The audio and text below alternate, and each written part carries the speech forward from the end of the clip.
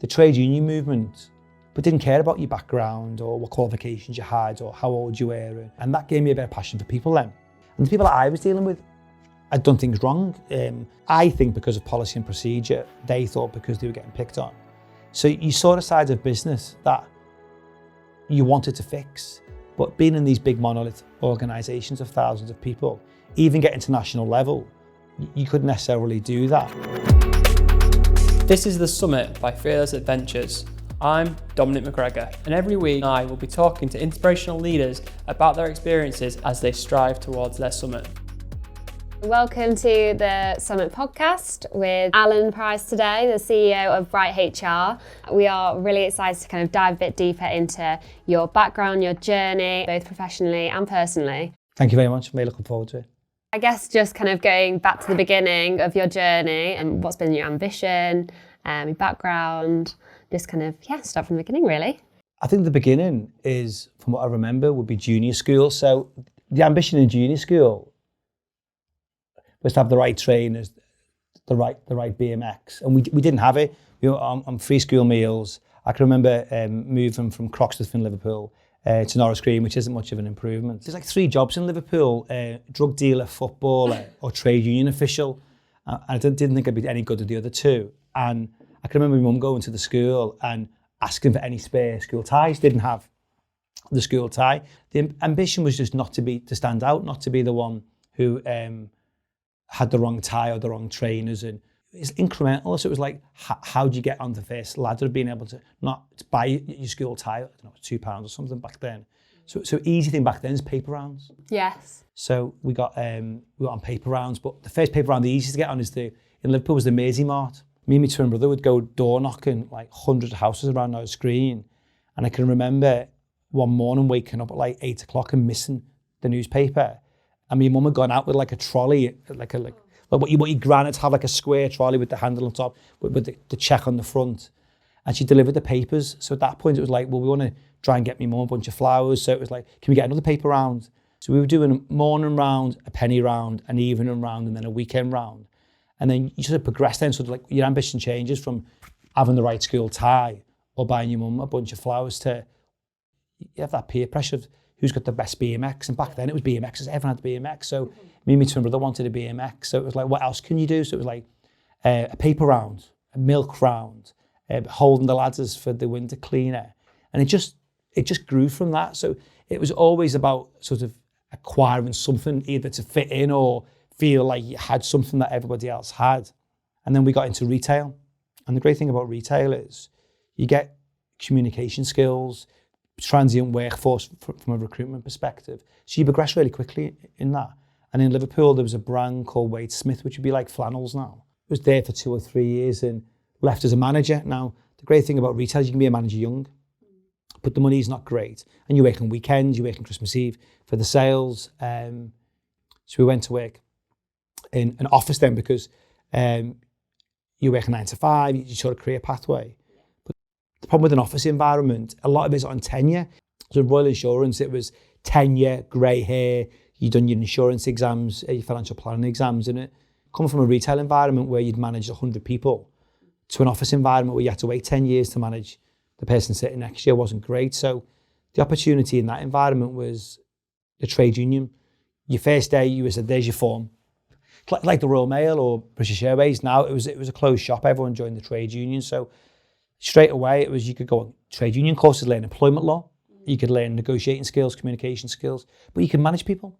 In our branch alone, you'd have 5,000 members. You'd have 20 shop stewards, 10 health and safety reps. So all of a sudden, you were getting this progression, you were getting this opportunity, but you're also getting paid. So you'd go on trade union courses. Growing up, you just wanted to make your mum and dad proud and didn't go to university.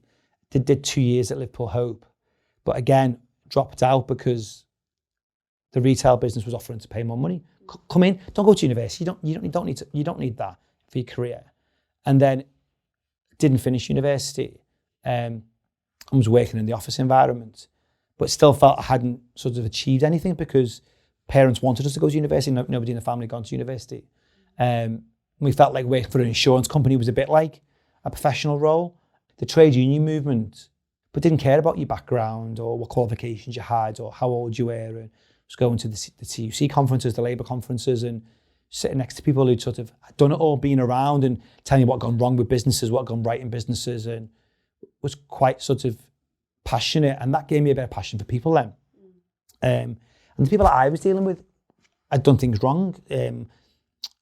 I think because of policy and procedure, they thought because they were getting picked on. So you saw the sides of business that you wanted to fix, but being in these big monolith organisations of thousands of people, even getting to national level, you couldn't necessarily do that.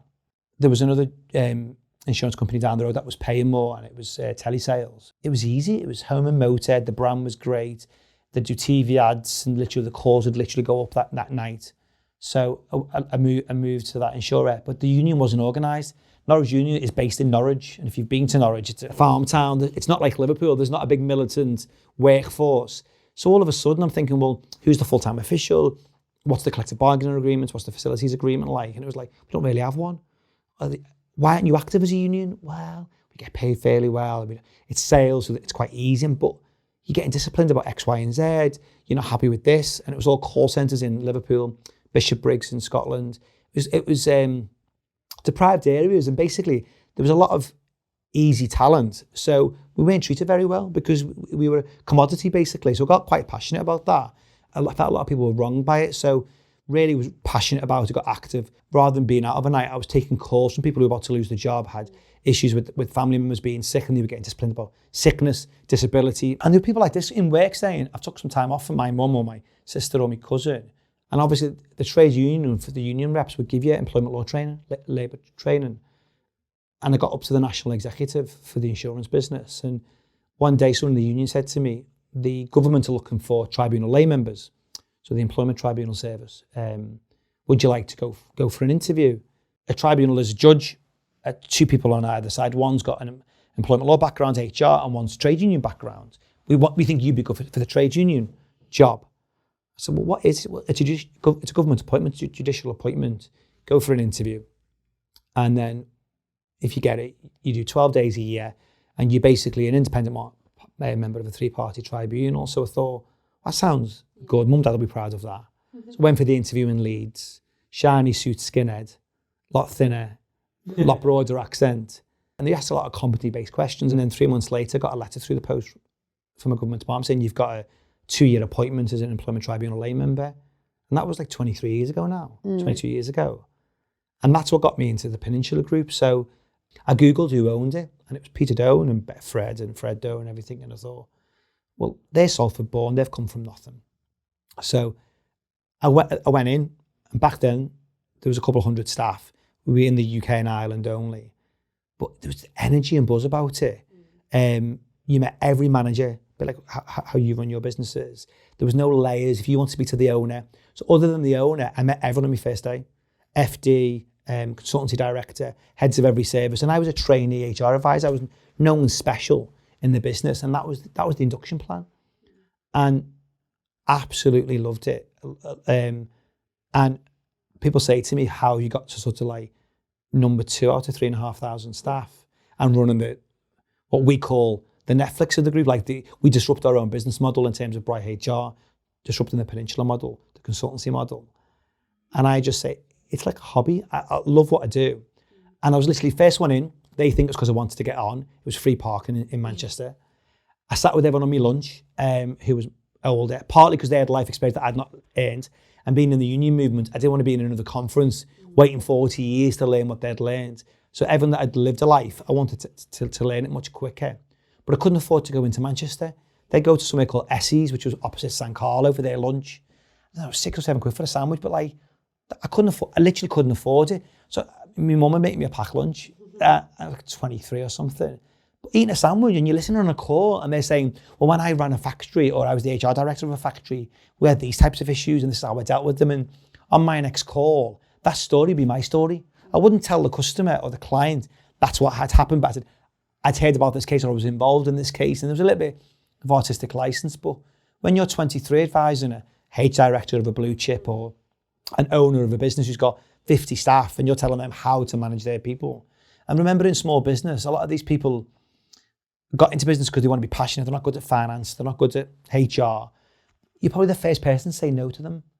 They've got 2 or 3 cars, they've got a holiday or a holiday home, they've done quite well for themselves, and you're saying to them, you can't do that. Until they get external investment, no one's told them no. Yeah. And you're telling them from a people point of view, that's not the right way to do it. I can do what I want. Forget employment law. And a lot of the Peninsula service was about, we'll come on board as your HR advisor, we'll do it for a fixed monthly fee, and we'll not only give you the advice, we'll insure it, and that's quite a unique proposition. But you're a small business owner, all you're hearing is, I can do what I want. Yeah. And they're going to insure that risk. And you're on the end of the phone saying, it's not, either legally you can't do that, from an insurance point of view there's a risk, but more importantly, you're going to lose the individual. And you spent all this money investing in them, training them, and you, because I come from a union background, I was less about the law, I was about the person. And why did you hire them? What was good about them? What's changed? Is it you or is it them? And how easy is it to replace them? And by the end of the call, they're like, you're different. Yeah. First, you're from Liverpool, so you're northern, you're a bit more amenable. I didn't know all the big words. I'd be quite practical, and I'd be saying to them, what do you want to do? I want to sack them. Well, they're pregnant. You want to sack them because they're pregnant. You loved them before they were pregnant, and that's unlawful. Yeah. That is not the reason to do it. But if you're saying that that's the issue and it's unrelated, well, I'm telling you it's unrelated to the pregnancy. They're late all the time. From what you've told me, they're late because they've got morning sickness. That relates to the pregnancy. They were late before then. Okay, let's look at it your way. Let's go into a meeting. If they don't bring up the pregnancy, if completely unrelated as you now claim it to be, and the calls weren't recorded back then, 20 years ago, then we'll have that conversation. And if they agree with you, we'll look at a course of action. But it's not going to be a dismissal. It's going to be a warning if it's unrelated to the pregnancy. They get in the meeting. They say it's pregnancy. They get them back. You were right. It's wrong, isn't it? And they reflect on it. And I can imagine times 95% of it is men. Yeah. Back in 20 years ago. Yeah. Mm-hmm. Yeah. So ego comes into it a lot. Yeah. And it's trying to understand what is it they want. Well, I just want them to be on time. Well, why?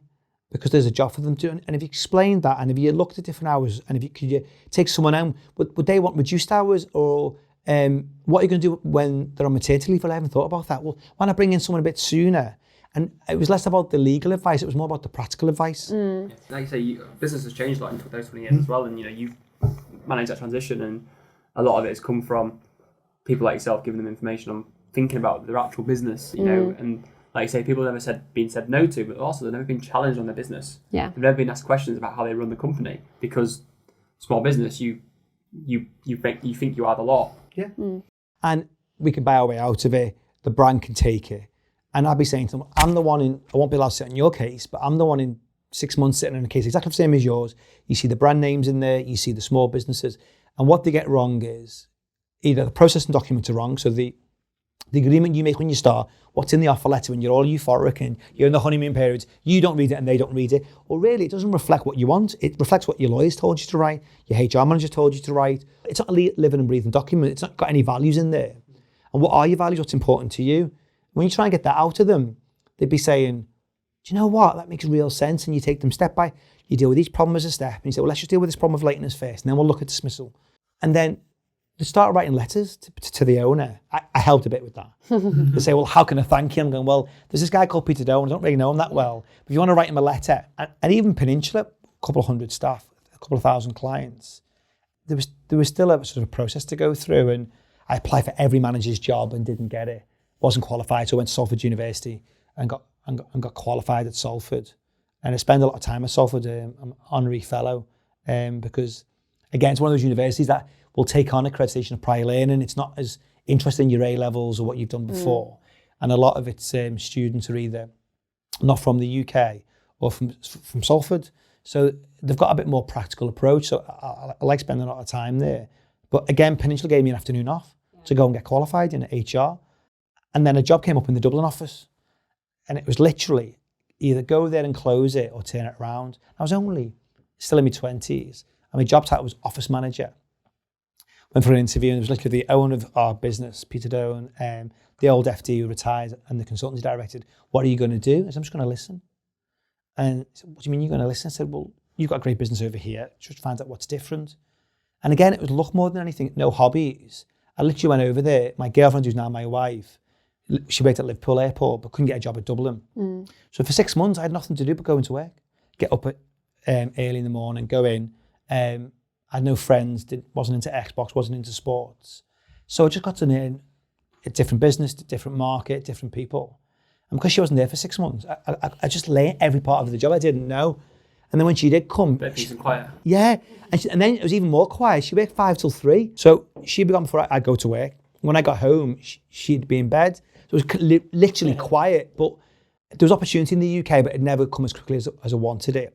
And in that time, my identical twin brother had gone and set up some small businesses. He'd left the insurance company. So we had typical Liverpool businesses, sunbed shop, barbers, valeting, all cash businesses, and a Lacoste tracksuit shop. So you can imagine Liverpool 20 years ago, Curly got sunbeds and a Shell tracksuit. You could literally, they went next door to each other.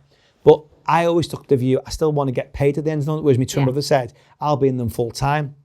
And we knew in those businesses, it was about people. Your staff, if you didn't look after your staff, they'd either come in late or not be productive, that didn't share your values, or the values give you the behaviours you deserve.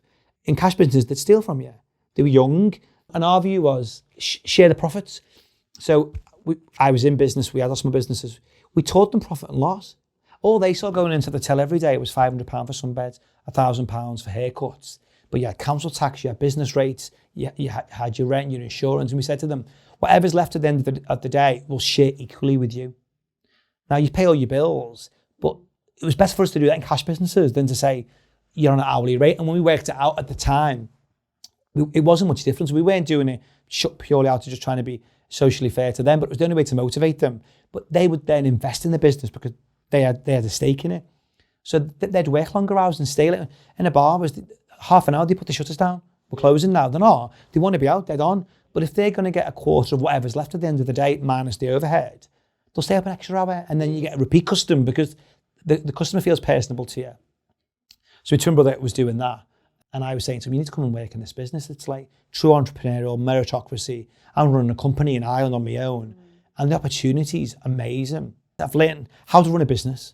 And Peter's still involved. He comes in every day. So he was ringing me every day. All of his life stories about when he was a Lloyd's of London name, when he's invested in gold. And everything idea he ever had or every viewpoint was based on something he'd done. But in a lot of these big businesses now, no one's got the time or has got the bandwidth to explain to every employee why we're making those decisions, why we're running the businesses the way we run them. And I was really lucky. He told me all of that. Some people look at the way we run our businesses and it's very like, we're in the detail, and they're like, it's a lack of trust. And it's like, there's blind faith in a lot of businesses. And then when it goes wrong, the micromanaging, and we do a lot of sort of sanity checks and dip checks, but it's because you want to take people on a journey. Not everyone understands that. And he'd been explaining why he'd done a lot of the things he'd done. But even when I came back, you talk about knocks in your career, I wanted to come back. I'd done like a 3-year secondment. He said, well, there's no job for you. But if you want to come back, there's a couple of problems in some of the departments. So I said, I'm not coming back unless I've got like a board position. So rang me up 6 months later and said, there's a job as head of employment advice. I was the corporate advice manager when I left, but not the head of it. So don't you want to make me director of advice? No. You're running a small part of the group. Ireland's tiny. And I'm like, but I've learned a lot. He said, no, this is the job. If you want it, it's yours. You can come back tomorrow and we need someone to run it. And I thought, you know what? Job title and salary shouldn't be the most important thing. It's something I know really well. So I come back to head up the advice service, but with all this commercial experience of like how to speak to customers and customers king and who pays you. We bought a competitor that 20 years ago was much bigger than us. It was the brand name of HR. It was called Corona Group. So I went to live in Hinckley for 3 years, ran that. And then I came back and then led BrightHR, which is like the SaaS, the Netflix. I get in trouble for saying Blockbuster and Netflix. I try and say BMW and Tesla now, especially with the Netflix share price. But if you think of like Blockbuster in its heyday, you're queuing for your nachos, your DVD. It was an experience going to Blockbuster the way the retailers are trying to be an experience now. It's not about online shopping and fast fashion. It's you go into a store to be looked after, you get a cup of tea. It's an experience like your Selfridges approach. And Peninsula is that consultative, high-end, really tailored product in competition with the law firms. BrightHR is that disruptor of, you don't want to ever lose your business share by being disrupted by someone you never saw coming. And BrightHR is exactly that. It's disrupting our own business model, but also offering an alternative option. So you have taken a number of sacrifices in terms of, emotionally moving, reduced salaries to get into opportunities, driven by probably your upbringing in Liverpool. And, I've heard a number of times talk about parents and trying to make them proud. What's the aim? What's the summit? Are you there? The summit's changed. It's like I talk about base camp now and waypoints, because when I came to Peninsula Group, it was buy mum dad a car. And it's always about like having that bit. I say to the staff when they start, you can't say, I want a house, I want a holiday. Mine was, I don't want to see mum and dad on a bus. And mum's arthritis, she couldn't travel easily, her mobility's poor. So it was to buy them a G-Reg 1990 blue Fiesta. And on my desk in work was a picture of that blue Fiesta. But that summit changes. And then it was to buy my sister a house. She's a single parent. It was to buy her a house, and then buy mum and dad another car, and then a new car. And they've had a few now. So just looking after your whole family, yeah. really. But like, even that, like, you buy them a Kia, you want to get them a Golf, you want to get them something that's electric. You want to buy them a house with a mortgage, you want to pay the mortgage off. You want them to experience what you've got in terms of travel. You want them to travel the way you travel in terms of like first class or business class. You want them to see that. You want them to see the opportunities and the experience that you have. And then when you've got children, it changes again. And you think, well, I don't want them in private school, because I wasn't in private school. And I had friends that got scholarships, and rightly or wrongly, I didn't see them achieve anything. So I think the summit now is, Bright's not a brand name, and I want it to be.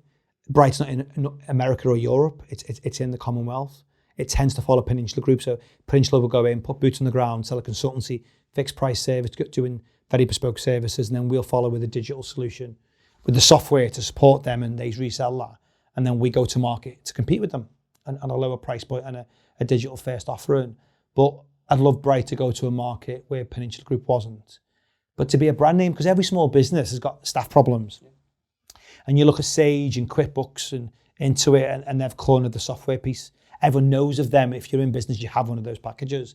But no small business gets up in the morning and thinks, I need HR software. It's the last thing to think about. Yeah, I need advice. I need people management. Money comes first. Yeah, and that's where we're trying to pivot a bit with the Bright product. So we provide HR software, advice, insurance, health and safety, which I worry more about than people management. But we now do something called the Marketplace Bright Exchange, promoting 2,000 businesses to other businesses, which is great for them, because their first worry is getting leads. So we give them a platform to do that. But perks, great resignation, the cost of living crisis. Yeah. We're able to adapt. We've got 80 developers in Manchester, which is a rarity these days, who come in the office, which again is another rarity. That's just not me, that's a great CTO who understands them. But having a platform where you can start to become a utility, so it's trying to be that platform of people first. But if you need sales support, we can help you with that. Yeah. We partner with a couple of the banks now as well. So I think the summit is becoming that one-stop shop for small businesses, where they get up in the morning and think, I need BrightHR. So you want to create your own here in that way? Yeah. I like it. I guess, like, going back to kind of when you were told, you know, almost questioned about why you should be going for a certain job, or like, did that drive you to like prove people wrong? And you were surrounded by people that were really highly qualified and almost having to compare yourself. Did that kind of really drive you forward to be like, no, look, I've got a different perspective on, you know, more people rather than the business side? And you know, when you reflect on it, yeah, like even within the HR profession, there's certain grades of like professional membership, and you don't have the right letters after your name. And then a couple of years ago, I got on the board of that professional body. So like, and I think it was less about having the qualification and saying I was on the board of a charity. It was about, for those people in that profession in HR, that were saying, well, you're not FCIPD qualified, you're a HR director. And then to be on the board of their professional body, which they all want to be on, it's important to them. I did it more about maybe putting two fingers up to them to say, well, I've been on that board, and it was great. It was a charity and you gave something back, but it's a very profitable charity. It's not a charity that needs support, but for them, it's something they attain to be. And all my life, it's been about, you have the right qualifications, the right accent. Even coming into Manchester, talk really fast, had speech therapy till we were 13. Being twins, got your own language. So getting that constant no, it spurs you on. Yeah. I think there's literally a lot of people, lot of things people can learn from you personally, and your kind of story and the kind of stuff you've had. So I've really enjoyed listening to it today, because I think there's so many strands which people can really listen to. And I think as well, probably more relevant now than ever in terms of what we're seeing in the employment world and the kind of business world as well. So thank you so much. Thank you. If you get the opportunity to like, share and subscribe, check out the Summit by Fearless Adventures podcast.